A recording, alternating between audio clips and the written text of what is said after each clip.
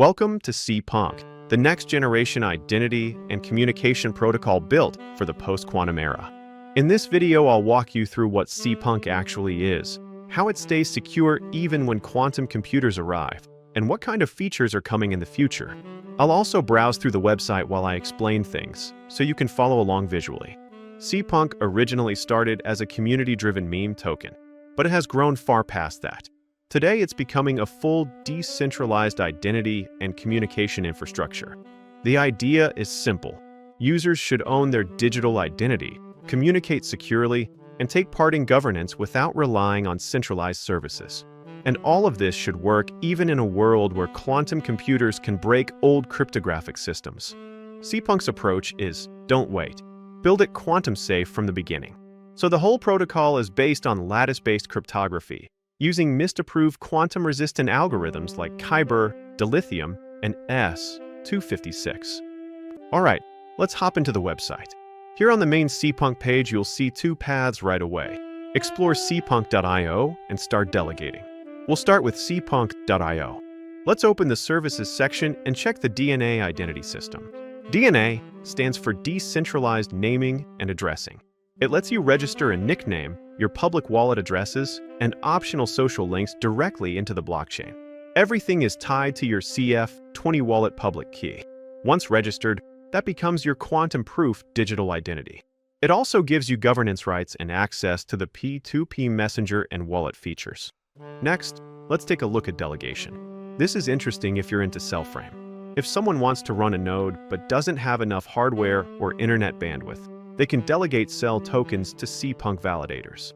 In return, they earn a share of validation rewards while CPUNK takes a small service fee.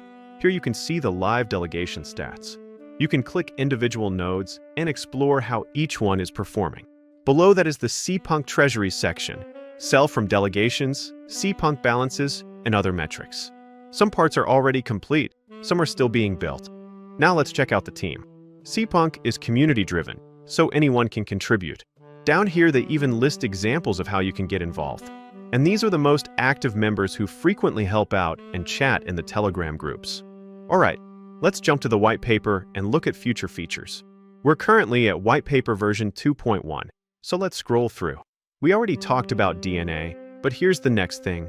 DNA Board, a social platform tied to your identity. They've shown some early previews, and it looks really cool. There's also Proof of Humanity. This is a multi-layer system to verify that someone is a real human without exposing their private data. Think liveness detection, social verification, community vouching, behavioral patterns, and zero-knowledge proofs. This will be important for governance, messaging, and to keep bots from messing with social features. Wallet integration is here too.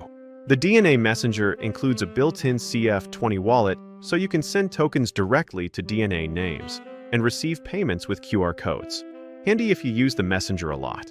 Scrolling down, we have DNA-Messenger features, CLI and GUI versions, end-to-end encryption, group messaging, DHT peer discovery, offline message queues, themes, notifications, and auto-updates. Basically everything you need from a modern messenger, but designed to be quantum safe. Platform availability.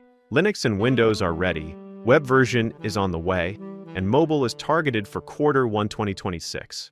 And yes, voice and video calls are coming later, also post-quantum secured.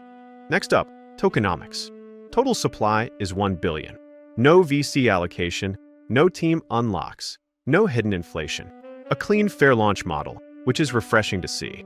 There will be utilities like DNA registration, governance, staking, and potentially premium features. Validator economics. CPUNK holders can delegate their tokens to validators who keep the network running and earn rewards. This creates a sustainable system where community members support the infrastructure. Governance. Anyone can submit a CPUNK improvement proposal, or CIP, which the community votes on. Voting is token-weighted, and it can decide on protocol changes, development priorities, ecosystem growth, and much more. Finally, the roadmap. Here we can see what's completed, what's next, and the bigger goals for 2026. Phase 3 includes DNA Board, post-quantum voice, Proof of Humanity, and a cross-chain compatibility layer. Ambitious plans, but it all connects nicely with what they've built so far. And one more thing, ecosystem adoption. There's even a mention of government-level services using digital identity systems. If CPUNK can deliver, it could fit into that kind of environment surprisingly well. So that's the landscape of CPUNK as it stands today. A project that started as a meme has grown into a serious, community-driven protocol pushing towards something bigger: secure digital identity, quantum-resistant communication, real governance, and a fully decentralized future that doesn't rely on big tech choke points.